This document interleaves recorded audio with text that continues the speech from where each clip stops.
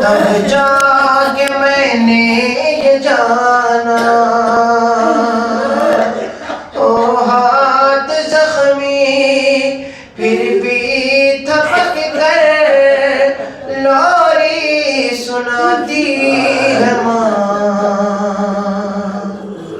کیوں چھوڑ جاتی ہے ماں، کیوں چھوڑ جاتی ہے ماں۔ شبیر نے پھر صدا دی، کیا چھوڑ جاؤ گے تم بھی، کیوں ایسا کہتی وہ اماں،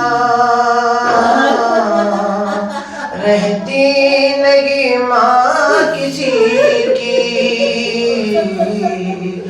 اچھا بتاؤ کیا دور جا کے پھر لوٹ آتی ہے ماں، کیوں چھوڑ جاتی ہے ماں، کیوں چھوڑ جاتی ہے ماں۔ ماں نے کہا پھر یہ شبیر سے، ہر ماں تو آتی نہیں لوٹ کے، اے میرے دل میرے نور نظر، زہرا کا اب تم سے وعدہ ہے یہ، جب تم بلاؤگی آئے گی ماں، سینے سے تم کو لگائے گی ماں، ارے ایک روز ایسا بھی آیا تھا فاطمہ کا جنازہ، حرب سے کفن جب ہٹایا، شبیر نے ماں سے پوچھا، زیرے کفن بھی آواز سن کر آنسو بہاتی ہے ماں،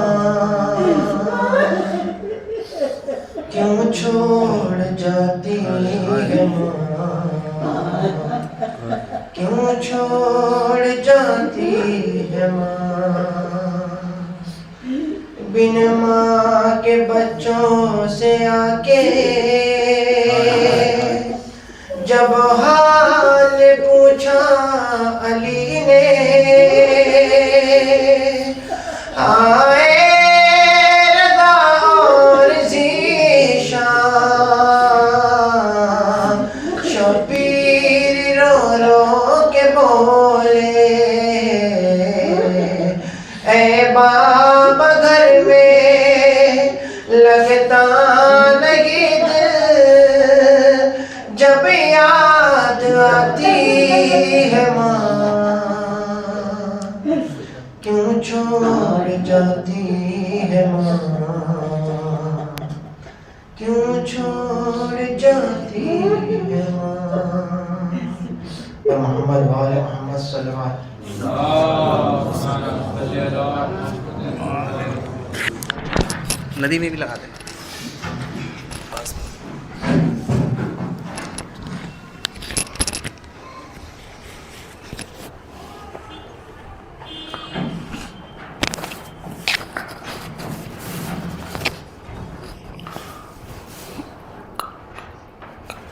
صلو علی نبی۔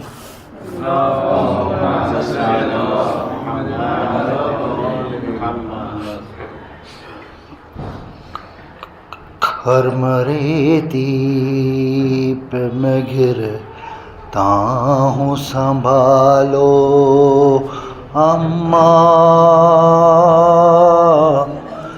گھر مریتی پہ میں گرتا ہوں سنبھالو اماں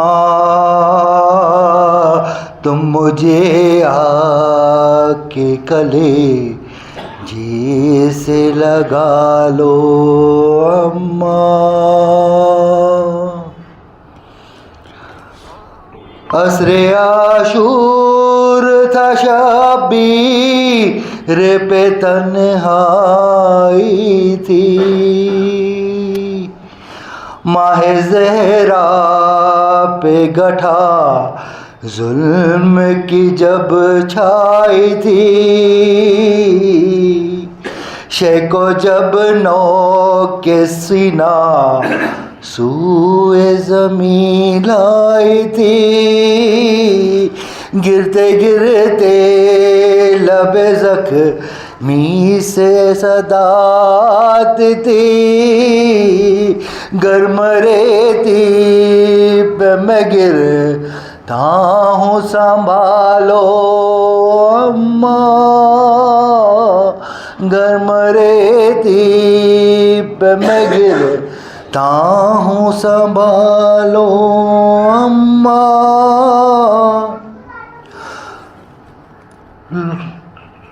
اٹھ گیا ہوں میں کسی کی بھی مجھے آس نہیں، لٹ گیا ہوں میں کسی کی بھی مجھے آس نہیں، قتل سب ہو گئے اب کوئی میرے پاس نہیں، میرا قاسم نہیں، میرا اکبر نہیں، عباس نہیں، میرا قاسم نہیں، اکبر نہیں، عباس نہیں. تم مجھے آ کے کلے جیسے لگا لو اماں، گرم ریتی پہ میں گرتا ہوں سنبھالو اماں، گرم ریتی پہ میں گرتا ہوں سنبھالو اماں. لاش قاسم کی اٹھائی ہے نظر زخمی ہے، زخم اکبر کا جو دیکھا ہے جگر زخمی ہے، قلب زخمی ہے، بدن زخمی ہے، سر زخمی ہے، قلب زخمی ہے، بدن زخمی ہے، سر زخمی ہے، بے سہارا ہوں میں بابا کو بلا لو اماں، گرم ریتی پہ میں گرتا ہوں سنبھالو اماں. میں جو گورے سے گروں تم مجھے تسکین دینا، پیار کرنا میری ہمت کو دعا دینا، میں جو گورے سے گروں تم مجھے تسکین دینا، پیار کرنا میرے مات کو دعا دینا، ڈال کر باہ گلے میں مجھے لپٹا دینا، ڈال کر باہ گلے میں مجھے لپٹا دینا، ہاں دم زب مگر ہاتھ اٹھا لو اماں، گرم ریتی پہ میں گرتا تاہوں سنبھالو اماں، اپنے وعدے کے لیے میں نے ہر رضا سہ لی، ایک ارمان میرا نکلے تو عنایت ہوگی، اپنے وعدے کے لیے میں نے ہر رضا سہ لی، ایک ارمان میرا نکلے تو عنایت ہوگی، ذبح کے وقت میری تم سے تمنا ہے یہی، ذبح کے وقت میری تم سے تمنا ہے یہی، سر میرا خاک سے زانوں پہ اٹھا لو اماں، سر میرا خاک سے زانوں پہ اٹھا لو اماں، گر مریتی پہ میں گرتا ہوں سنبھالو اماں۔ صلو علی النبی۔ رحم اللہ من قرأ الفاتحہ۔ بسم اللہ الرحمن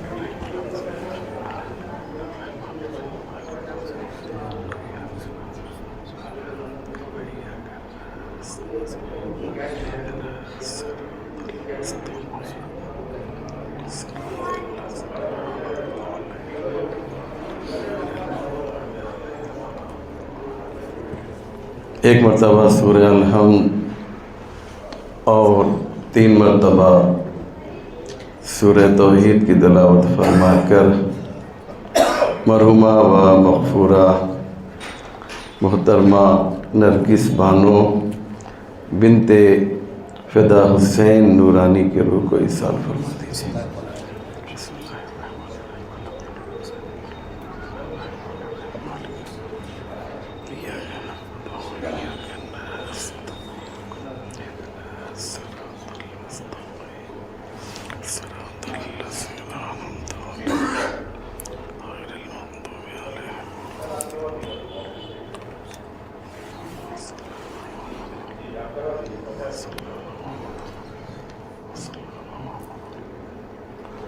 لا حول ولا قوة الا باللہ العلی العظیم، حسبنا اللہ ونعم الوکیل، نعم المولا ونعم النصیر، اعوذ باللہ من الشیطان اللعین الرجیم، بسم اللہ الرحمن الرحیم، الحمد للہ رب العالمین، والصلاة والسلام والتحیۃ والاکرام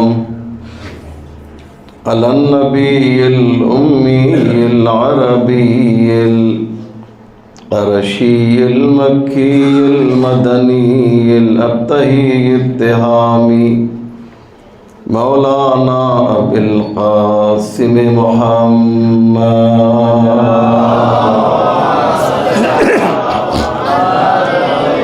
وعلی الطیبین الطاہرین المعصومین المظلومین، ولعنۃ اللہ علی اعدائہم وقتلتہم وغاصب حقوقہم ومنکر فضائلہم اجمعین، من یومنا ھذا الی صباح یوم الدین، رب اشرح لی صدری ویسر لی امری واحلل عقدۃ من لسانی یفقہوا قولی، اما بعد فقد قال اللہ سبحانہ تبارک و تعالی وقولہ الحق، بسم اللہ الرحمن الرحیم، حل اتاک حدیث ضیف ابراہیم صلوات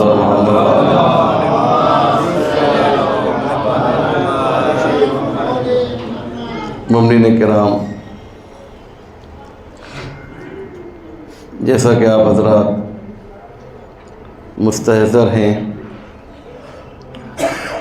یہ مجلس ایصال ثواب ہے، مجلس سوم ہے، یہ زیارت کی مجلس ایک مومنہ کے ایصال ثواب کے لیے ان کی قبر میں اور زیادہ روشنی ہو، اجالا ہو، اس نیت سے ان کے بچوں کی جانب سے برگزار کی گئی ہے۔ عام طور سے ہوتا یہ ہے کہ ایسی مجالس کا عنوان موت ہوا کرتا ہے، اور میں نے بھی عام طور سے ایسی مجلسوں میں موت پر ہی گفتگو کی ہے، لیکن میں خود اپنے قانون کو توڑتے ہوئے آج موت پر گفتگو نہیں کروں گا، بلکہ ایک ایسے موضوع کو آپ کے سامنے پیش کرنا ہے کہ جو آج کی مجلس سے مناسبت رکھتا ہے۔ اور میں پہلے یہ عرض کر دوں کہ جس مرحومہ کے ایصال ثواب کے لیے یہ مجلس برگزار کی گئی ہے، یہ اور ان کے شوہر یعنی غلام بھائی، جنہیں ہم کہتے ہیں غلام بھائی آثاریہ، ان دونوں کی ایک خصوصیت تھی جو آپ میں سے اکثر لوگ جانتے ہیں، اور وہ یہ کہ پورے شہر پونا میں آپ کی یہ صفت، آپ کی یہ عادت، آپ کی یہ ہابی مشہور تھی کہ آپ بہترین مہمان نواز ہیں۔ اور آج میں جب اس سلسلے میں اس موضوع پر کچھ باتیں آپ کے سامنے پیش کروں گا تو آپ کو یہ سمجھ میں آئے گا کہ دین اسلام نے اس صفت کے سلسلے میں کیا بیان کیا ہے۔ بہت سے ٹاپک ایسے ہیں، بہت سے موضوع ایسے ہیں کہ ہم اسے بہت ہی ہلکا لیتے ہیں عزیزوں، لیکن دین اسلام نے اس کے اوپر بہت زیادہ تاکید کی ہے۔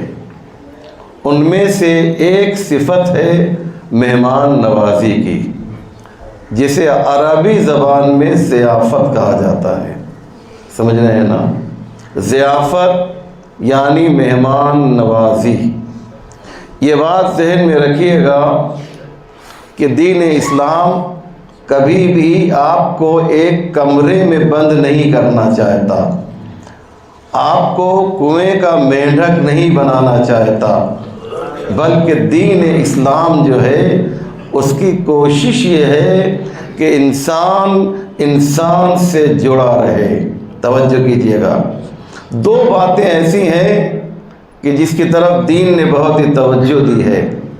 ایک یہ ہے انبیاء علیہ السلام جو آئے، ان کی جو تبلیغ ہوئی تو اس تبلیغ میں دو باتوں کو زیادہ اہمیت دی گئی، یعنی پورا نچوڑ اور پورا خلاصہ جو ہے، اگر انبیاء کی تبلیغ کا ایک سینٹنس میں آپ کہنا چاہتے ہیں تو وہ یہ ہے کہ دو باتوں پر اہمیت دینا۔ میری طرف متوجہ رہیں، انشاءاللہ ایک بات آپ کی خدمت میں پیش کروں گا کہ یہ دو چیزیں کیا ہیں۔ ایک کنیکشن ہے اللہ اور بندے کے درمیان، بہت توجہ کریں گے، یعنی انبیاء نے جو تبلیغ کی ہے وہ اس لیے تاکہ بندہ اللہ سے جو ہے کنیکٹ ہو سکے، اور دوسری چیز یہ ہے کہ بندوں کا کنیکشن بندوں کے ساتھ کیسا ہونا چاہیے عزیزوں۔ سمجھ رہے ہیں کیا کہہ رہا ہوں؟ یعنی عبد کا تعلق معبود سے، خالق کا تعلق مخلوق سے، اور مخلوق کا تعلق مخلوق سے کیسا ہونا چاہیے۔ اگر ہم نے اس نقطے کو سمجھ لیا کہ ہمارا رشتہ خدا سے کیسا ہونا چاہیے اور ہمارا رشتہ ہم سے کیسا ہونا چاہیے، تو ہماری دنیا بھی آباد ہو جائے گی، ہماری آخرت بھی آباد ہو جائے گی۔ عزیزوں، ایک صلوات پر محمد و آل محمد۔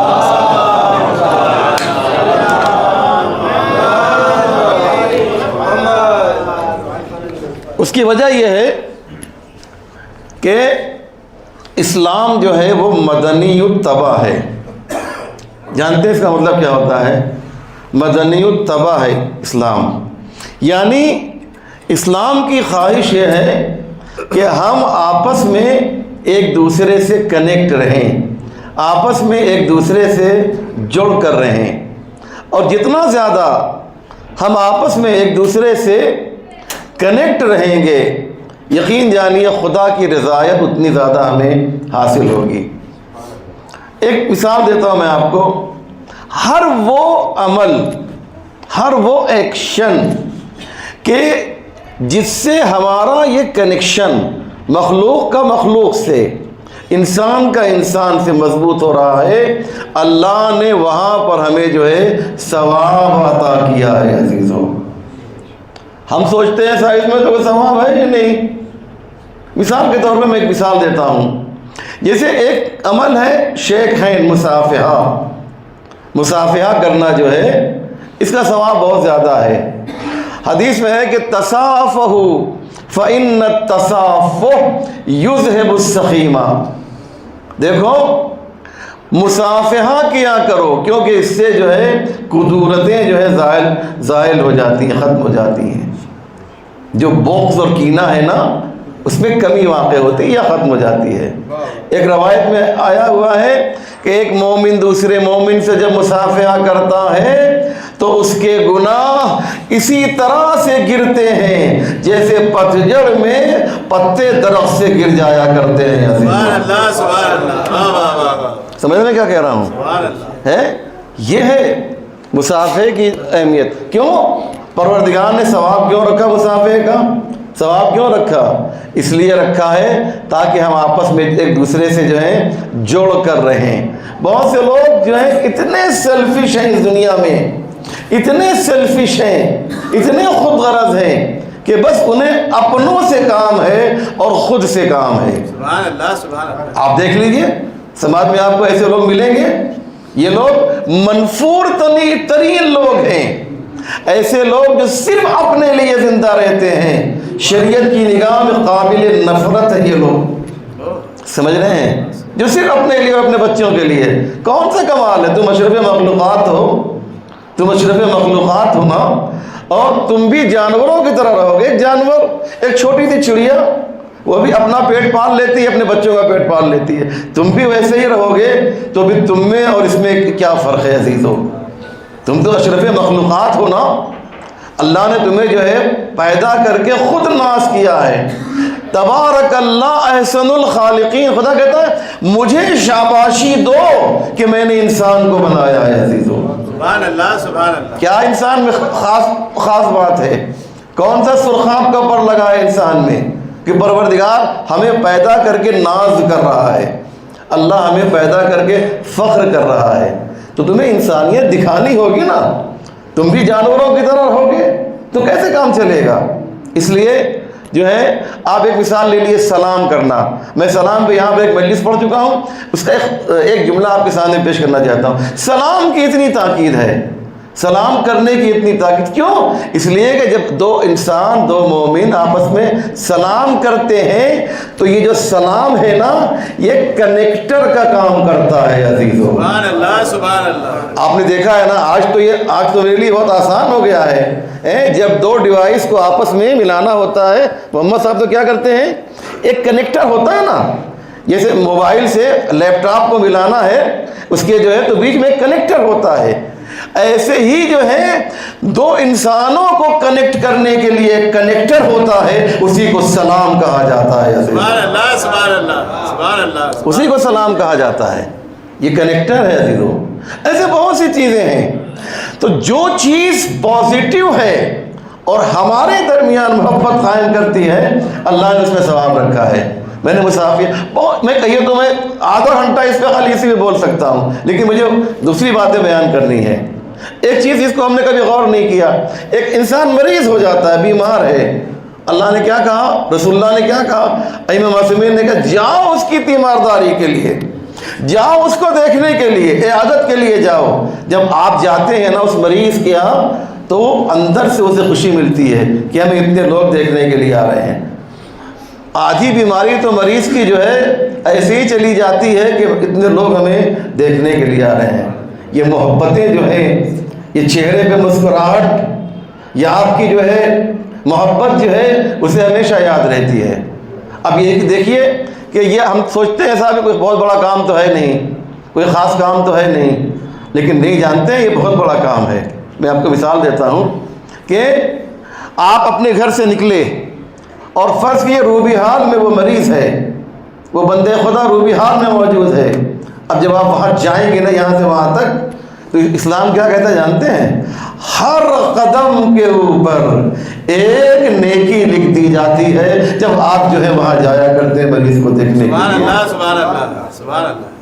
اندازہ لگا رہے میں کیا کہہ رہا ہوں؟ آپ نے بہت آسانی سے بات کو لے لیا نا، بہت ہلکا لے لیا نا۔ نہیں عزیزو، ذرا تصور کیجئے کہ ثواب جو ہے کمانا آسان نہیں ہوتا ہے، اگر بہت آسان بھی ہے دیکھا جائے تو، لیکن آپ نے ایک قدم یہاں سے گھر سے نکالا، ایک نیکی، دوسرا قدم ایک نیکی، تیسرا قدم ایک نیکی۔ ایک عالم دین سے پوچھا گیا کہ یہ تو اس زمانے کی جو حدیث تھی جب پیغمبر نے بیان کیا تھا، تو اب کے لیے بھی یہی حدیث ہے، ہم کار سے جا رہے ہیں؟ کہا کہ پیغمبر کو معلوم تھا کہ آنے والے زمانے میں یہ سب ہونے والا ہے، اگر ایکسیپشن ہوتا تو پیغمبر بیان کرتے۔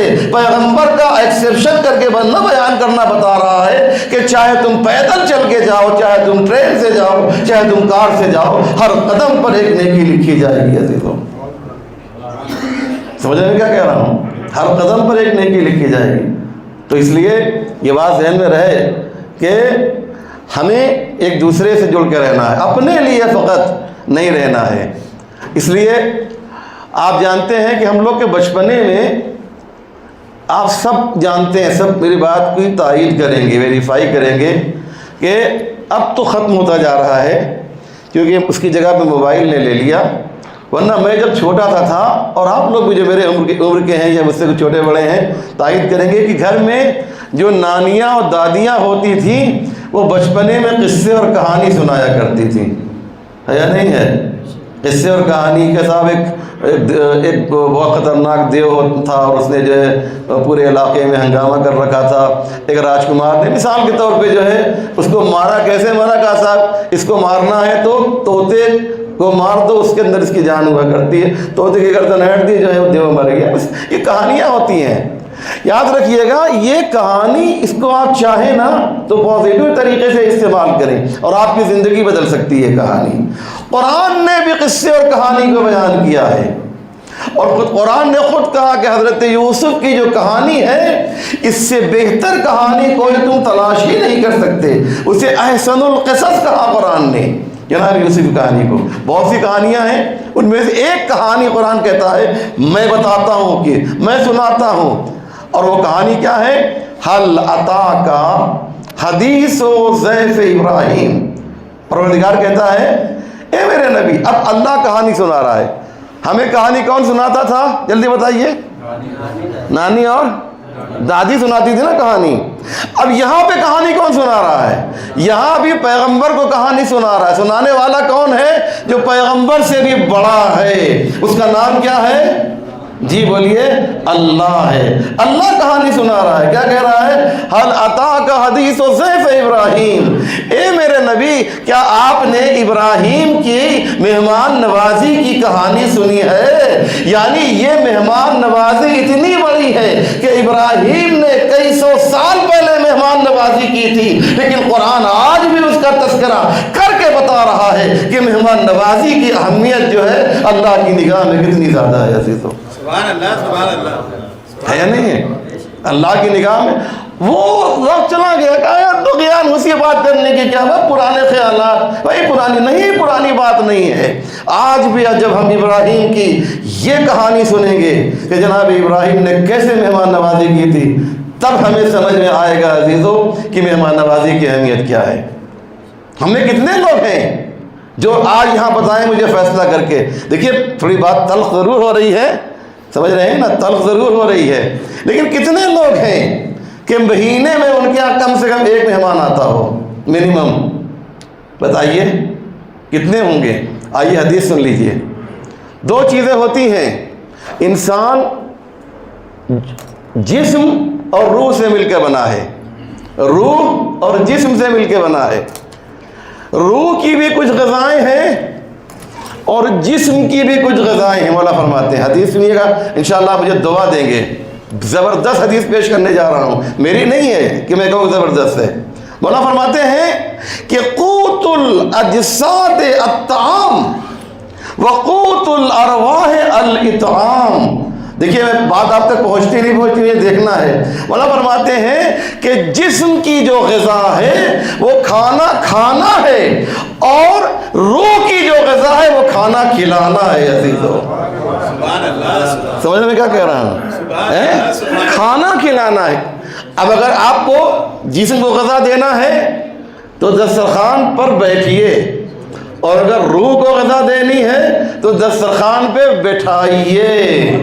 سمجھ رہے ہیں کیا کہہ رہا ہوں؟ دسترخوان پر بٹھائیے۔ اب یہ کیا ہے کہ اس کا فائدہ کیا ہے؟ چلیے صاحب ہم لوگ تو فائدہ دیکھتے ہیں، سمجھ رہے ہیں نا، کہ فائدہ ملنا چاہیے۔ کہا فائدہ کیا ہے؟ کہا چلیے اس کو فائدہ بتا دیتے ہیں۔ ہر آدمی چاہتا ہے کہ اس کے پرابلم جو ہے سالو ہوں۔ تو ایک حدیث تو یہ ہے کہ مہمانوں کو بلاؤ گے تو تمہارے گھر کی پریشانیاں جو ہے دور ہوں گی، سمجھ رہے ہیں نا، مہمانوں کو بلاؤ گے تو تمہارے گھر کی پریشانیاں دور ہوں گی۔ لیکن اس سے بڑی حدیث سن لیجیے آپ، فرماتے ہیں کہ الضیف ینزل برزقہ، حدیث سنیے عزیزو، الضیف ینزل برزقہ وَيَرْتَحِلُ بِذُنُوبِ أَهْلِ الْبَيْتِ۔ توجہ کریں عزیزو، مہمان جب آپ کے گھر میں آتا ہے نا، ہم یہ سوچتے ہیں کہ آج جو ہے مولانا فیاض صاحب میرے گھر میں آ گئے اور میں نے ان کو جو ہے ایک دو روٹی کھلا کے ان پر بڑا احسان کر دیا، ہم نے جو اپنے جیب سے خرچ کر دیا۔ غلط ہے یہ غلط ہے، میں تھوڑی ان کو کھلا رہا ہوں۔ مولا فرماتے ہیں الضیف یاتی برزقہ، یہ جو مہمان آتا ہے تم اسے نہیں کھلاتے، یہ اپنا رزق لے کر آتا ہے۔ سبحان اللہ، سبحان اللہ، سبحان اللہ، نعرہ حیدری، آواز بلند صلوات، آل محمد وجل۔ تم کھلاتے ہو، بہت زیادہ غرور ہو گیا ہے، بہت اکڑ گیا ہو کہ میں نے فلاں کو جو ہے 3 مہینہ کھانا کھلایا، 2 مہینہ کھانا کھلایا، یہ اس کی کیا حیثیت ہے میرے سامنے، یہ بہت اکڑ رہا ہے، میرے گھر پہ جو ہے 1 مہینہ رہا ہے، میں نے اسے کھانا کھلایا، یہ کیا وہ کیا۔ غلط ہے، تم اسے نہیں کھلاتے میرے بھائی، کہ میں تھوڑی کہہ رہا ہوں، ہم نے حدیث کا ترجمہ کر دیا، حوالہ مجھ سے لے کے جائیے گا۔ اچھا چلیے، اپنا کھانا لے کر آیا، ٹھیک ہے، آپ نے اسے جو ہے 1 پلیٹ بریانی کھلا دی، تو کوئی احسان نہیں کیا، یہ آپ پہ احسان کر رہا ہے۔ دلیل سن لیجئے، وَيَرْتَحِلُ بِذُنُوبِ أَهْلِ الْبَيْتِ، جب وہ جاتا ہے نا تو تمہارے گناہوں کو مٹا دیا کرتا ہے۔ سبحان اللہ، سبحان اللہ، تمہارے گناہوں کو مٹا دیتا ہے۔ آیا تو اپنا رزق لے کر آیا، جا رہا ہے تو گناہ لے کے جا، ایسا نہیں گناہ اپنے اوپر لے لیتا ہے، یہ مت سوچیے وہ گناہ اپنے اوپر، نہیں، مطلب اس کے وجود سے جو ہے تمہارے گناہ جو ہیں دھل جایا کرتے ہیں۔ پریشانیاں گئیں یا نہیں گئیں؟ تو ہم یہ سمجھ رہے ہیں کہ صاحب ہم نے جو ہے کیا کیا، ہم نے خرچ کیا ہے، ہم نے دیا ہے، ہم نے کھانا کھلایا ہے۔ اس لیے جناب ابراہیم کی بات اس لیے قرآن نے کہی کہ جناب ابراہیم کی جو ہابی تھی، جناب ابراہیم نے بہت سے کام کیے ہیں، قرآن نے ان تمام باتوں کو نقل کیا ہے۔ سیرت ابراہیم جو ہے ہمارے لیے آج بھی قابل عمل ہے۔ دلیل جانتے ہیں کیا ہے؟ دلیل یہ ہے کہ جو حج کرتے ہیں نا ہم لوگ، اس حج کو حج محمدی نہیں کہتے، کیا کہتے ہیں جلدی بتائیے جی؟ ماشاء اللہ ماشاء اللہ، حج ابراہیمی کہتے ہیں۔ یہ حج ابراہیمی کا مطلب یہ ہے کہ ابراہیم نے جو کام کیا تھا نا وہ آج محمد مصطفیٰ کے ماننے والے بھی کر رہے ہیں۔ سمجھے میں کیا کہہ رہا ہوں؟ یہ پیغمبر کے ماننے والے، جناب ابراہیم بہت بڑا نام ہے۔ ہمارے پیغمبر کا لقب کیا؟ چلی بات آ گئی، سن لیجیے جلدی سے۔ ہمارے نبی کا لقب کیا ہے؟ سید الانبیاء۔ کیا نام ہے ان کا؟ بلکہ لقب سید الانبیاء ہے۔ اور جناب ابراہیم کا لقب کیا ہے؟ شیخ الانبیاء ہے۔ عزیزو، شیخ اور سید کا فرق ہے ابراہیم میں اور جناب پیغمبر اسلام میں۔ شیخ الانبیاء ہیں، بہت بڑا نام ہے، بہت بڑا کیریکٹر ہے، بہت بڑا کردار ہے جناب ابراہیم کا۔ اللہ نے ان سے جو ان کا جو امتحان لیا ہے، آپ جانتے ہیں پورا ایک دن مخصوص ہو جاتا ہے جناب ابراہیم سے، 10 ذی الحجہ کا جو ہے پورا ایک دن جو ہے جناب ابراہیم سے مخصوص ہے، ان کی یاد میں۔ جناب ابراہیم نے کیا کیا؟ کھانا جو ہے وہ کھاتے ہی نہیں تھے، عجیب و غریب عادت تھی، جب تک مہمان نہ آ جائے کھانا نہیں کھاتے تھے۔ اور ایک معتبر روایت ہے، تو قرآن کی آیت تو ہے یہ، اور روایتوں میں تفصیل موجود ہے، قرآن میں تو خلاصہ بیان کیا ہے، کھانا کھاتے ہی نہیں تھے۔ یعنی 24 گھنٹے میں آسان زبان میں بریک فاسٹ، لنچ اور ڈنر میں سے کم تینوں میں سے کوئی ایک وقت جناب ابراہیم کے پاس مہمان ہونا چاہیے۔ بڑی بات ہے نا، بہت بڑی بات ہے۔ ایک بار مہمان نہیں ملا تو جا کے چوراہے پہ کھڑے ہو گئے، سمجھ رہے ہیں؟ کچھ لوگ ملے، کچھ لوگ آئے کہ چلو آؤ، آئے گھر پہ آئے کہ بیٹھ کے سامنے جناب ابراہیم نے جو ہے ایک گوشت جو ہے لا کے رکھا، بعجل حنیذ جو ہے قرآن کہہ رہا ہے، لا کے رکھ دیا، اور اس کے بعد کہا بسم اللہ کھائیے۔ اب وہ جو ہے روٹی رکھی ہوئی ہے، گوشت رکھا ہوا ہے، کہا بسم اللہ کھا، قرآن کہہ رہا ہے، اس واقعے کو نقل کر رہا ہے۔ کہا کیوں نہیں کھاتے ہو؟ ارے میں تمہارے لیے دسترخوان بچھایا ہے۔ کہا صاحب نہیں، ہم تو نہیں کھائیں گے۔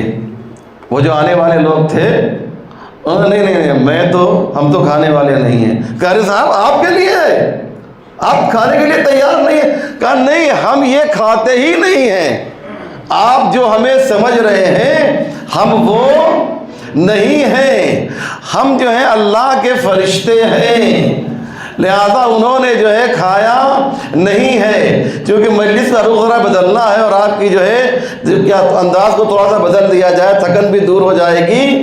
میں ہوتا تو یہ کہتا فرشتوں کھا لو، اگر کھا نہیں رہے ہو تو کم سے کم ایک روٹی اٹھا کر دامن میں رکھ لو، تاکہ ابراہیم کا جو فاقہ ہے وہ ختم ہو جائے۔ وہ کہیں کہ نہیں، ہم فرشتے ہیں، ہمیں ان روٹیوں کی ضرورت نہیں ہے۔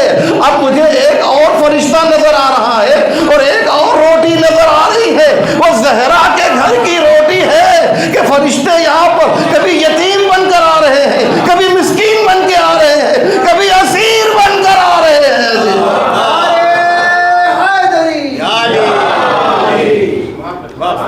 ہے یا نہیں ہے؟ اس لیے جو ہے، اس لیے جناب ابراہیم نے طے کر لیا کہ ہم بغیر مہمان کے نہیں کھائیں گے۔ اور بہت سے واقعات تو قرآن نے اس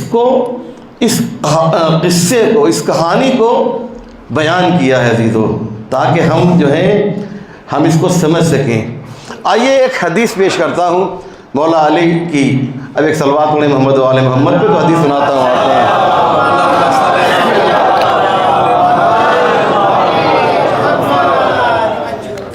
فرماتے ہیں مولا کہ من اکرم ضیفہ فہو معی و مع ابراہیم فی الجنہ۔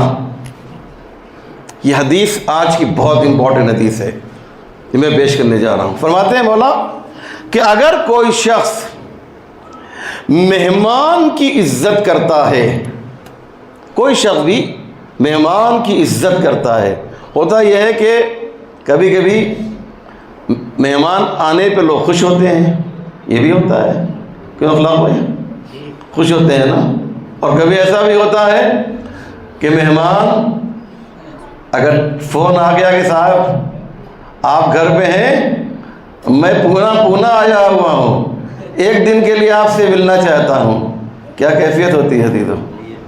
چہرہ جو ہے متغیر ہو جاتا، ایسے ایسے بہانے ہوتے ہیں کہ کہہ دیا جاتا ہے صاحب ارے میں تو ایک ہفتے سے پونا میں ہوں ہی نہیں، بیچارہ وہ پونا میں موجود ہے، سمجھ رہے ہیں نا، پونا میں وہ شخص موجود ہے، یہاں میں پونا ہی میں نہیں ہوں مثال کے طور پہ۔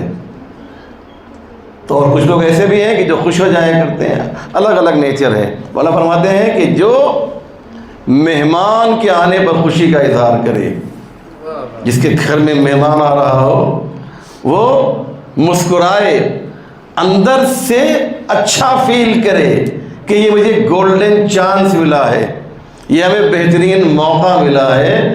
اگر کوئی جو ہے ایسا تصور کرتا ہے تو مولا فرماتے ہیں کہ وہ یہ شخص میرے ساتھ اور میرے جد ابراہیم کے ساتھ اسے جنت میں ایک ساتھ رکھا جائے گا۔ عزیزو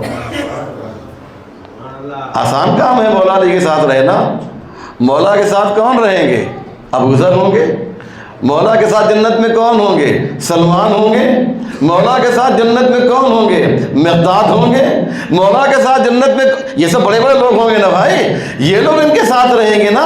آپ بھی رہنا چاہتے ہو مولا کے ساتھ؟ مولا نے کہا ہم بتاتے ہیں، مہمانوں کی عزت کرتے جاؤ، تمہاری جگہ جو ہے ہمارے پاس جنت میں پکی ہوتی جائے گی۔ عزیزو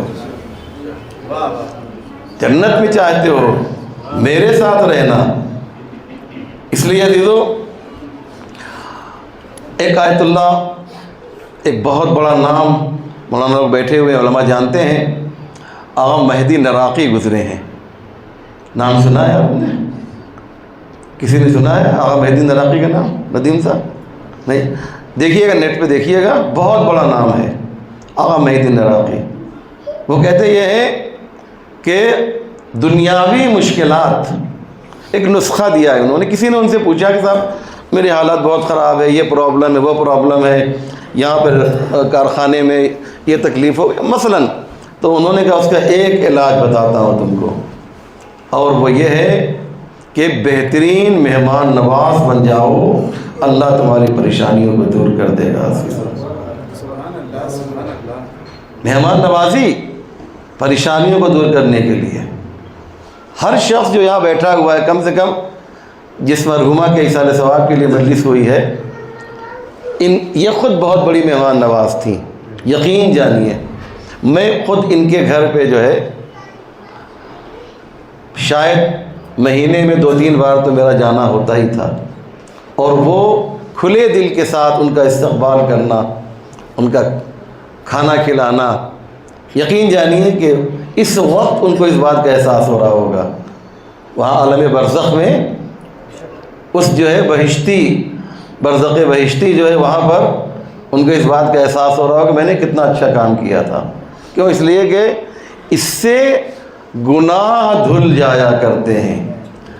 کوئی معصوم تو نہیں ہے، کوئی نبی امام تو نہیں ہے، غلطی گناہ سب سے ہو سکتے ہیں، لیکن گناہ کو دھونے کے لیے جو واشنگ پاؤڈر ہے اس کو کہتے ہیں ضیافت۔ عزیزو یہ واشنگ پاؤڈر جو ہے کام کرنے والا ہے، سمجھ رہے ہیں، اور گناہ کو دھل، لہذا اگر ہم سب گنہگار ہیں، معصوم کے علاوہ سب سے گناہ کا امکان ہے، لیکن گناہ دھونے کے لیے بھی تو اللہ نے یہ تمام چیزیں کیوں رکھی ہیں؟ عزیزو کیوں رکھی ہیں ان تمام چیزوں کو؟ اس لیے کہ اللہ جانتا ہے کہ گناہ کروانے والا جو ہے وہ ہمارے طاق میں لگا ہوا ہے، تو گناہ دھونے کے لیے بھی کوئی ایسا ذریعہ ہو کہ جو ہمارے مومن کے گناہوں کو دھو دے، وہ ہمیں مومن کو دینا ہے۔ عزیزو سبحان اللہ، سبحان اللہ، ہمیں دینا ہے۔ جب شیطان جو ہے گناہ کروانے پہ تلا ہے تو اللہ چاہتا یہ ہے مختلف بہانوں سے ہمارے گناہوں کو جو ہے دھل دیا جائے. بس آخری بات اور آپ کی زحمت تمام عزیزوں, آخری بات سن لیجئے. اللہ نماز پڑھتا ہے؟ بولیے مجھے بتائیں آپ لوگ. اللہ روزہ رکھتا ہے؟ نہیں رکھتا ہے نا. کبھی سنا کہ صاحب اللہ نے جو ہے روزہ رکھا ہو, اللہ نے نماز پڑھی ہو, حج کیا ہو؟ نہیں نا. کیوں؟ اس لیے کہ یہ کام خدا کا نہیں ہے, یہ کام بندوں کا ہے عزیزوں. لیکن کچھ کام ایسے ہیں کہ جس میں اللہ جو ہے کہتا ہے ہم تمہارے ساتھ شریک ہیں, یہ کام تم کو بھی کرنا ہے اور یہ کام مجھے بھی کرنا ہے. ایک کام آپ سنتے رہتے ہیں, آپ نے سب نے سنا ہے, مجھے معلوم ہے, اور وہ ہے کہ ان اللہ و ملائکتہ, اللہ اور اس کے ملائکہ کیا کرتے ہیں؟ یصلون, صلوات پڑھتے ہیں. یعنی اللہ بھی صلوات, یا ایھا الذین آمنوا, جب میں صلوات پڑھتا ہوں تو تمہیں بھی صلوات پڑھنا چاہیے. یعنی صلوات ایک ایسی چیز ہے کہ جس میں اللہ اپنے بندوں کے ساتھ شریک ہے عزیزوں. اور حبیب خدا ختم انبیاء, آواز بلند صلوات.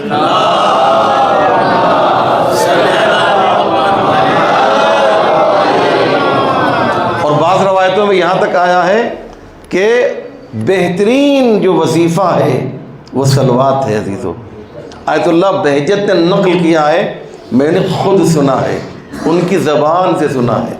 آیت اللہ بہجت کی کہ وہ الظاہر, اگر میں غلطی نہیں کر رہا ہوں تو وہ نجف میں تھے اور وہ دیکھ رہے ہیں کہ سامنے ایک ہجوم ہے زری پر مولا کی, اور وہ وہاں تک نہیں پہنچ پا رہے ہیں.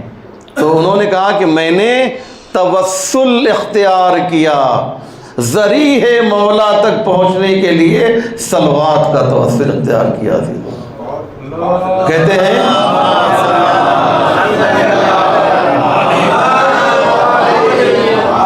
ہیں کہ میں نے صلوات پڑھنا شروع کیا اور اس کے بعد میں دیکھتا ہوں کہ میں ذریعہ مولا کے پاس کھڑا ہوا ہوں. یہ آیت اللہ بہجت کا جملہ ہے, نیٹ پہ موجود ہے, آپ دیکھ سکتے ہیں. تو ایک کیا چیز ہوگی؟ پہلی چیز کیا ہے؟ صلوات ہے. اور دوسری چیز ہے مہمان نوازی. مہمان نوازی بھی خدا کرتا ہے, جیسے ہم مہمان نوازی کرتے ہیں نا ویسے خدا بھی کرتا ہے. البتہ ہماری مہمان نوازی کا طریقہ اور ہوتا ہے, خدا کی مہمان نوازی کا طریقہ اور ہوتا ہے. میں حدیث پیش کرتا ہوں تاکہ بات آپ کو واضح ہو جائے, کلیئر ہو جائے. ارشاد ہوتا ہے کہ دعیتم, یہ پیغمبر فرماتے ہیں خطبہ شعبانیہ میں, دعیتم فیہ الی ضیافت اللہ, یہ جو مہینہ آ رہا ہے ماہ رمضان کا, اس میں تم اللہ کی ضیافت کے لیے دعوت مدعو کیے گئے ہو. یعنی اللہ اس مہینے میں تمہارا میزبان ہوتا ہے, تم اس کے مہمان ہوا کرتے ہو عزیزوں. سمجھ رہے ہیں؟ تو کامن ہوگی یہ بات نا, مہمان جو ہے, مہمان ہمارے یہاں بھی آتا ہے اور مہمان اللہ کے یہاں بھی جاتا ہے. سمجھ رہے ہیں نا؟ ہم کیا کھلاتے ہیں؟ میرے یہاں مہمان آتا ہے, بتائیے آپ لوگ, یہ کھانا پینا جو کھاتے ہیں, سمجھ رہے ہیں نا؟ مثلا بریانی لے لیجیے, سب سے مشہور نام ہے, ٹھیک ہے, یہ ہم کھلاتے ہیں. لیکن یہ جو بریانی ہے اس کا اثر جو ہے باقی رہتا ہے نہیں نا. کچھ دیر کے بعد اگر جو آپ نے کھایا ہے واپس دیا جائے تو آپ خود نہیں کھائیں گے اس کو. سمجھ رہے ہیں نا؟ اتنا جو ہے وہ ہو جاتا ہے معاملہ خراب اس کا. لیکن پروردگار کہتا ہے ہم بھی ضیافت کرتے ہیں. اگر ہم بھی تم کو بریانی کھلائیں تو پھر ہم میں اور تم میں فرق کیا ہوگا؟ اچھا, ہمارے یہاں مہمان آتا ہے تو ہم کیا کرتے ہیں؟ ہمارے یہاں مہمان آتا ہے تو ہم کیا کرتے ہیں؟ کھانے میں اضافہ کر دیتے ہیں. ایز کوانٹیٹی بڑھا دیتے ہیں, مہمان آیا ہے, اور کوالٹی بھی بڑھا دیتے ہیں. گھر میں دال چاول روٹی کھا رہے ہیں, سبزی کھا رہے ہیں, مہمان آیا تو چکن بھی بڑھ گیا مثال کے طور پہ. ہم نے کیا کیا؟ کوانٹیٹی اور کوالٹی کو بڑھا دیا ہے. اللہ مہمان نوازی کر رہا ہے. کہا ماہ محرم میں جو ہے, ماہ رمضان میں تم کیا کرو گے؟ تم ہمارے مہمان ہوگے. تو اب اللہ کیا کرتا ہے؟ ہم لوگ کہتے ہیں کھاؤ اور اللہ کہتا ہے نہ کھاؤ. بات واضح میں کیا کہہ رہا؟ پروردگار کیا کہہ رہا ہے کہ خبردار دیکھو، کھایا تو خیریت نہیں ہے، 60 روزے رکھنے پڑیں گے مثال کے طور پہ، نہ کھا سکتے ہو نہ پی سکتے ہو۔ یہ کیسی مہمان نوازی ہے، یہ کیسا میزبان ہے کہ جو ہم لوگ تو کھانے کو زیادہ کر دیتے ہیں اور یہ کھانے کو روک رہا ہے۔ کیسا خبردار، نہ کھا سکتے ہو نہ ہی پی سکتے ہو، صبح کی نماز سے لے کر مغرب کی نماز تک کھانا پینا بند۔ یہ کیسی مہمان نوازی ہے؟ اللہ آواز دے گا، یہی تو میں بتانا چاہتا ہوں کہ تمہاری مہمان نوازی کا طریقہ اور ہے اور ہماری مہمان نوازی کا طریقہ اور ہے۔ تم مادیت کی طرف ہو تو مادی چیزوں سے مہمان نوازی کرتے ہو، لیکن ہمارا طریقہ یہ ہے کہ روزے کی حالت میں اگر تم سو جاتے ہو تو تمہارے ہر سانس کو تسبیح بنا دیا کرتے ہیں، اور قرآن کی ایک آیت پڑھو گے تو پورے قرآن کا ثواب دے دیا کرتے ہیں۔ سمجھنے میں کیا کہہ رہا ہوں؟ پورے قرآن کا ثواب دے دیتے ہیں۔ ایک آیت آپ نے پڑھی، ایک آیت ماہ رمضان میں، ایک قرآن کا ثواب۔ روزہ رکھ کے سو گئے، جو سویا وہ کھویا، وہ تمہارے یہاں ہوگا۔ اللہ کے یہاں ایسا نہیں ہے۔ اللہ کے یہاں اگر حالت روزہ میں سو بھی رہے ہو تو تمہیں ہر سانس کے بدلے میں ایک تسبیح کا ثواب مل رہا ہے۔ یہ ہے ضیافت پروردگار، یہ ہے انداز ضیافت عزیزو۔ میں آپ تمام حضرات کی خدمت میں جناب محمد علی آثاریہ اور حسنین آثاریہ کی جانب سے جو آپ حضرات تشریف لائے ہیں، شکریہ ادا کرتے ہیں، اور مرحومہ کی تدفین میں آپ نے شرکت کی، شکریہ ادا کرتے ہیں مرحومہ کے خانوادے کی جانب سے۔ اسی طرح سے میں اپنی جانب سے، علماء حضرات کی جانب سے اور آپ تمام حضرات کی جانب سے مرحومہ کے ان دونوں بچوں کی خدمت میں اور ان کے تمام رشتہ داروں کی خدمت میں تسلیت اور تعزیت پیش کرتا ہوں، اور اللہ سے دعا کرتا ہوں کہ پروردگار مرحومہ کے تمام پسماندگان کو اس غم کے سہنے کی طاقت و قوت عنایت فرمائے۔ ایک مرحومہ کی ایصال ثواب کے لیے مجلس ہے عزیزو، تو میرا دل یہ چاہتا ہے کہ تذکرہ اس کا کیا جائے کہ جس کے نام سے یہ دن منسوب ہیں، ایام عزائے فاطمیہ۔ اور بس میں اتنا ہی کہنا چاہوں گا عزیزو، زیادہ تفصیلی مسائل میں پڑھتا نہیں ہوں، ایک سوال آپ سے کرنا چاہتا ہوں، دیکھیں کون اس کا جواب دے پاتا ہے، کس کے دل میں اتنی طاقت ہے کہ اس کا جواب دے پائے گا۔ اور وہ یہ ہے عزیزو کہ آپ ایک 18 سال کی خاتون کو نگاہوں کے سامنے رکھیے، اور اس کے بعد یہ تصور کیجئے کہ اسے اتنی اذیت دی جائے، اسے اتنی تکلیف پہنچائی جائے کہ وہ اذیتوں کی بنیاد پر عصا لے کر چلنے پر مجبور ہو جائے۔ اللہ اکبر، عصا لے کر چلنے پر مجبور ہو جائے۔ ذرا تصور کریں، جناب سیدہ کی عمر بہت زیادہ تو نہیں تھی نا، صرف 18 سال کی یہ خاتون ہیں۔ علی کیوں گریہ کر رہے ہیں، علی کیوں رو رہے ہیں عزیزو؟ علی جانتے ہیں کہ فاطمہ کو تکلیف کیا ہے۔ ہم سب جانتے ہیں کہ جب پسلیاں ٹوٹ جایا کرتی ہیں نا، تو نہ انسان رکوع کر سکتا ہے، نہ انسان ٹھیک سے بیٹھ سکتا ہے، نہ انسان ٹھیک سے چل سکتا ہے۔ لیکن فاطمہ زہرا جو ہے آج اس قدر ایکٹیو ہو گئی ہیں کہ اپنے ہاتھوں سے کپڑے دھو رہی ہیں، اپنے ہاتھوں سے کھانا پکا رہی ہیں، اور بچوں کو کھانا کھلا رہی ہیں۔ اجرکم علی اللہ۔ ہاں عزادارو، ذرا ظلم تو دیکھیے کیسا ظلم ہوا ہے کہ دروازے کے باہر کچھ لوگ جمع ہو گئے اور کہتے یہ ہیں کہ ابو الحسن فاطمہ، ابو الحسن کو گھر سے باہر نکال دو ورنہ ہم اس دروازے میں آگ لگا دیں گے۔ جناب فاطمہ زہرا نے ایک جملہ کہا عزیزو، ایک جملہ جناب فاطمہ زہرا نے کہا، میرے اس دروازے میں آگ لگا دو گے، اس دروازے کو جلا دو گے جس میں چھوٹے چھوٹے بچے ارے حسن و حسین رہتے ہیں، کہ ہمیں اس کی کوئی پرواہ نہیں ہے۔ عزادارو جانتے ہیں کیا ہوا؟ ارے تھوڑی ہی دیر میں دیکھتے دیکھتے دروازے سیدہ کو جلایا گیا، شعلے بلند ہوئے، ایک ظالم آگے بڑھا، آگے بڑھنے کے بعد اس نے پیروں سے اس طریقے سے دروازے کو دھکا دیا کہ جلتا ہوا دروازہ ارے فاطمہ زہرا کے جسم اقدس پہ گر گیا۔ بی بی ارے دیوار و دروازے کے درمیان آ گئی اور کچھ نہ کہا، ایک ہی جملہ کہا، یا فضہ خذینی، اے فضہ آؤ آؤ میری مدد کرو، دیکھو میرے محسن کی شہادت ہو گئی ہے، اجرکم علی اللہ۔ عزادارو میں ایک جملہ کہنا چاہتا ہوں دس ادب جوڑ کر، اے بی بی ارے جب کسی خاتون پر کوئی مصیبت آتی ہے تو وہ اپنے ماں باپ کو پکارتی ہے یا اپنے شوہر کو پکارتی ہے، آپ جو ہے علی کو پکاریے، آپ فضہ کو آواز کیوں دے رہی ہیں؟ عجب نہیں شہزادی آواز دے، ارے میں علی کو پکاروں تو کیسے پکاروں؟ دیکھتے نہیں ہو ارے علی کے گلے میں رسی باندھ کر اس طریقے سے لے جایا جا رہا ہے جیسے جانوروں کو لے جایا جاتا ہے۔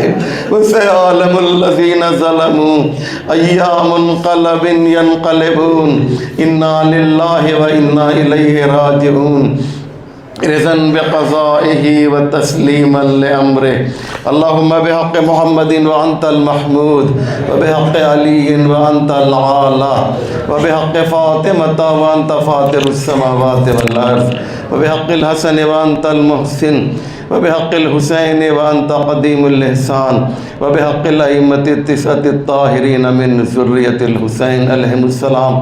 یا اللہ تجھے واسطہ ہے محمد و آل محمد کے پروردگار ہمارے اس مختصر مگر اہم اعمال کو قبول فرما۔ یا اللہ جس مرحومہ کے لیے مجلس منعقد کی گئی پروردگار انہیں جوار رحمت میں جگہ عنایت فرما، ان کے پسماندگان کو، ان کے رشتہ داروں کو اس غم کے سہنے کی طاقت و قوت عنایت فرما۔ آل محمد کے چاہنے والے دنیا میں جہاں جہاں بھی ان کی جان مال عزت آبرو کی حفاظت فرما، پرچم اسلام کو سر بلند فرما، پرچم کفر و نفاق کو سرنگو فرما، علماء اعلام مراجع اعظام رہبر انقلاب کو طول عمر صحت کامل و موفقیت کامل عنایت فرما۔ یا اللہ ایران اسلامی کی حفاظت فرما، اس کے دشمن اگر قابل ہدایت نہیں ہے تو انہیں نابود فرما۔ یا اللہ ان دشمنوں سے انتقام لینے کے لیے یوسف و زہرا منتقم خون حسین ابن علی اور ہم سب کے امام زمانہ کے ظہور میں تعجیل فرما، ہم سب کو ان کے اعوان و انصار میں شمار فرما۔